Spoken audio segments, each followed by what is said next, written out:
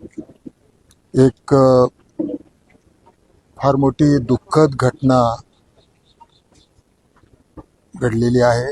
आपल्या देशाचे माजी गृहमंत्री, महाराष्ट्राचे सुपुत्र यांचं आज सकाळी पहाटे 6 वाजता दुःखद निधन झालेलं आहे।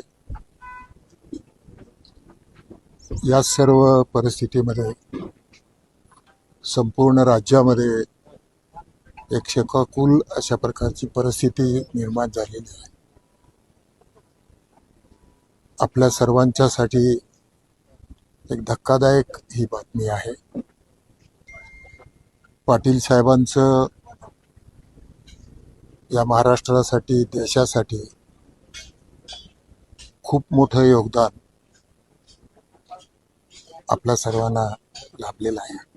ते लातूरचे नगराध्यक्ष म्हणून ते देशाचे गृहमंत्री पदापर्यंत त्यांनी या महाराष्ट्राची, देशाची सेवा केली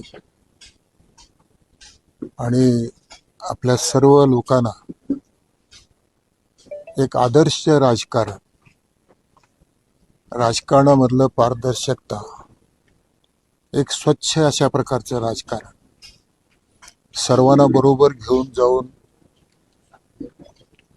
राजकारण समाजकारणामधलं एक मोठा आदर्श संपूर्ण देशामध्ये, या राज्यामध्ये त्यांनी आपल्या या राजकीय प्रवासामध्ये निर्माण करून दिलं।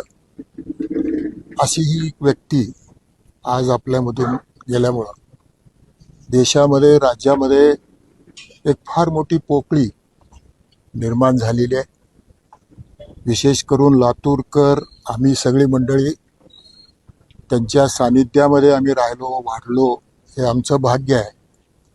त्यांच्याकडून खूप काय आम्हाला शिकता आलं। त्यांच्याकडून सगळ्या माणसाच्या जीवनामध्ये माणूस म्हणून, एक माणुसकी म्हणून कसं जगावं हेही आम्ही त्यांच्याकडून शिकलो। अशा ही व्यक्ती आज आपल्यामधून गेल्यामुळं फार मोठं धक्का आम्हा सर्वांना आहे। आणि आज 6 वाजता ही सकाळी घटना घडली आणि उद्या वरवटी म्हणून त्यांचं एक ठिकाण आहे, त्या ठिकाणी आपण अंत्यविधीचा कार्यक्रम सकाळी 11 वाजता ठेवलेला आहे। आणि इथून ही अंत्ययात्रा 9:30 वाजता निघेल आणि त्या ठिकाणी 11 वाजता पोहोचेल आणि 11 वाजता ही अंत्यविधी होईल। ही माहिती मी अधिकृतरित्या सर्वांच्या वतीनं मी आपल्याला या ठिकाणी देतो आणि आपण सर्वजण या परिस्थितीमध्ये त्यांना आपण श्रद्धांजली अर्पित करूया।